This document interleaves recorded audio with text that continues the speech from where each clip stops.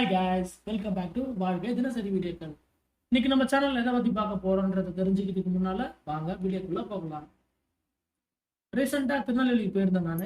அங்க வந்து அல்வா ஃபேமஸ்னு எல்லாரும் சொன்னாங்க.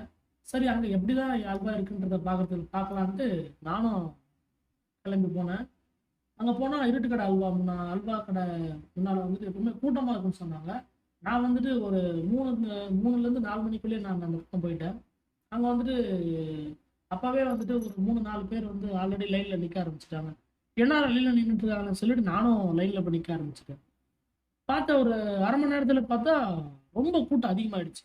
பார்த்தா லைன் ரொம்ப அந்த ரோடு ஃபுல்லாவே நிக்குது லைன். அதுக்கப்புறம் வந்து 5 மணிக்கு கடை திறந்தாங்க. கடை திறந்ததுக்கு அப்புறம் பார்த்தா இன்னும் கூட்டம் அதிகமாயிடுச்சு. ஒரு வழியை அடிச்சு பிடிச்சி நான் எப்படியோ அந்த அல்வா வாங்கிட்டு கொண்டு வந்துட்டேன் பாருங்க.